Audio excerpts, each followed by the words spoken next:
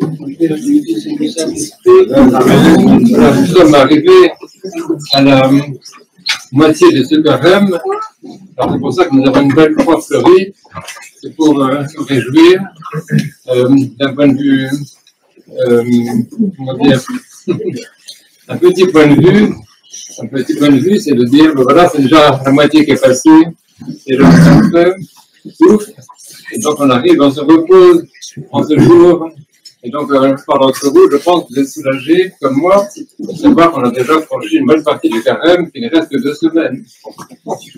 Ça, c'est le point de vue le plus modeste, et qui existe dans nos consciences, dans nos cœurs. Nous fonctionnons tous à peu près de la même façon, mais ce qui est intéressant aussi, c'est que dans cette moitié du carême, nous arrivons aussi à faire des constats.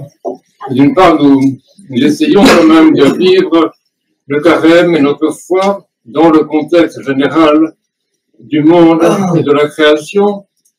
Déjà, la création, nous voyons comme elle fleurit, comment on commence à voir des arbres qui sont roses, qui sont blancs, qui sont du jaune aussi, un petit peu par-ci par-là. Donc, nous voyons qu'il y a, entre ce que nous célébrons et la création tout entière, il y a une coïncidence, il y a une cohérence, et que nous ne sommes pas dans un petit monde réfugié sur lui-même, malgré l'exiguïté de ce saint lieu, et que nous sommes dans dans une vie liturgique, une vie de prière qui englobe aussi toutes les dimensions de la création, qui englobe le cosmos lui-même et la création tout entière, qui elle aussi fleurit en ces jours. Et nous englobons aussi avec ça tout ce qui souffre sur la terre, de guerre, de persécution, qu'on sait à peu près, qu'on ne sait qu'à moitié d'ailleurs, par les informations, la désinformation, mais ça englobe aussi ça, parce que le mystère de la croix, c'est aussi le mystère de la croix du monde, la croix des hommes, la croix de la planète, la croix de tous ceux qui sont humiliés, persécutés ou déshumanisés. C'est comme tout le monde sait, la guerre, c'est quelque chose qui déshumanise, et ceux qui font la guerre et ceux qui la subissent. Et ce processus de déshumanisation, on l'assume, nous l'assumons, le Christ surtout l'assume dans l'Église, par la prière et par la prière pour le monde.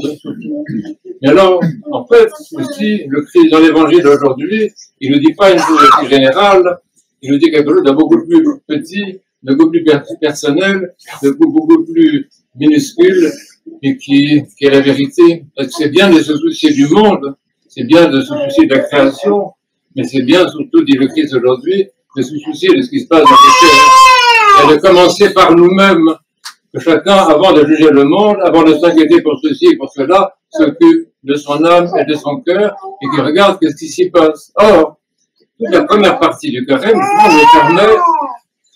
nous permet de voir en nous-mêmes tout ce qui est en fait la mort. Parce que le carême, c'est la victoire sur la mort.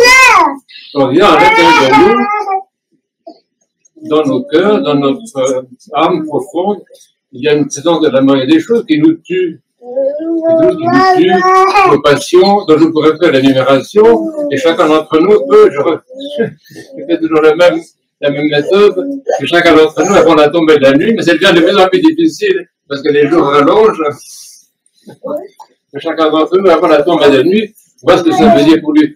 Je pose la question, qu'est-ce qui me tue? Qu'est-ce qui me tue? Je laisse 3 secondes. Mais il y a des choses qui nous tuent, vous savez. Le ressentiment me tue, par exemple. Le jugement d'autrui me tue. La convoitise me tue. L'égoïsme en général me tue, etc. Que chacun puisse trouver pour lui-même. Il y a probablement une chose, parce que le Christ ne dit pas, prenez toutes vos croix, comme ça on avait 50 croix chacun. Le Christ dit que chacun prenne sa croix, il y en a une petite. Pour chacun d'entre nous peut se poser la question, au fond, qu'est-ce qui me tue? On dit, on entend pas cette expression. Ça me tue les problèmes, ça me tue la famille, ça me tue les voisins, les embouteillages le dimanche soir en rentrant, ça me tue. Donc, il y a des choses beaucoup plus profondes qui nous tuent, qui sont généralement liées à l'amour de nous-mêmes. Ce qui nous tue généralement, et c'est ça qui fait vraiment du mal au monde.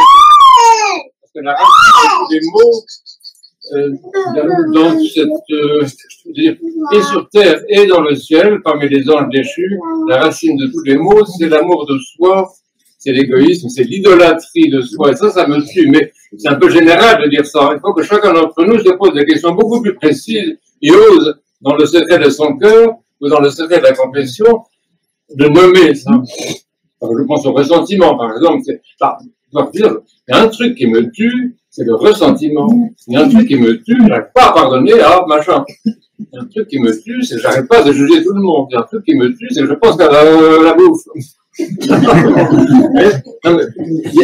Que chacun, mais c'est ça, parce qu'on n'avancera pas dans le christianisme, ce n'est pas méthodique, ce n'est pas pratique, ils ne sont même pas un vrai combat. Le vrai combat, c'est pas uniquement le combat sur la planète, qui nous fait honte, mais c'est principalement et avant tout le combat intérieur, c'est-à-dire lutter contre ce qui nous tue, tuer ce qui nous tue.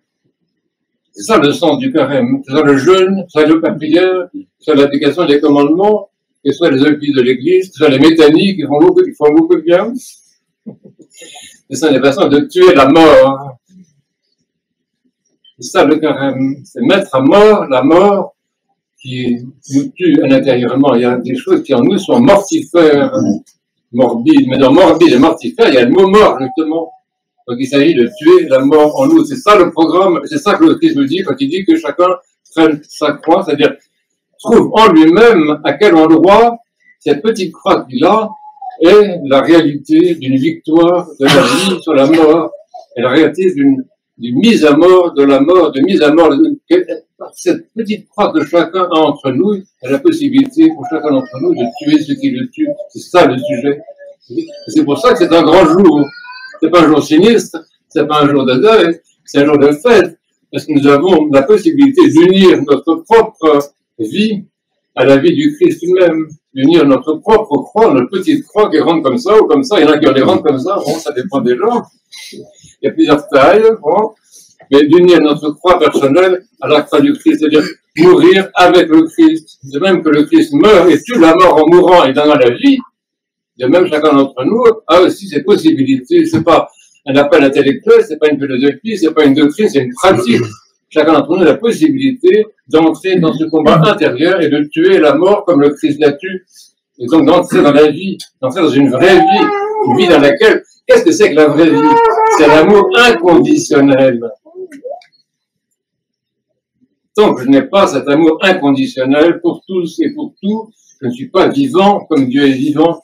Et c'est là le programme. Vous voyez, nous avons une ligne toute tracée pour arriver à mourir avec le Christ, pour vivre avec le Christ, c'est-à-dire à aimer comme le Christ aime, c'est-à-dire un amour inconditionnel. Plus qu'on le marque sur les murs, il reste de la place à marquer amour inconditionnel, amour inconditionnel. C'est ça, et c'est ça qui est très loin de nous, ou c'est ça dont nous sommes très loin, parce qu'en fait c'est très proche de nous, ça nous est proposé, nous y communions chaque fois que nous communions au corps et au sang du Christ, nous l'embrassons dans la croix, cet amour inconditionnel, nous le chantons dans les hymnes, nous l'embrassons dans l'évangile. Nous n'arrêtons pas, en fait, de le vénérer, cet amour inconditionnel. Donc, il est proche de nous. Et c'est nous qui sommes loin. Et nous allons nous approcher de cet amour inconditionnel, en tuant ce qui nous tue et en entrant dans la vie. Et Dieu soit la louange dans les siècles. Amen.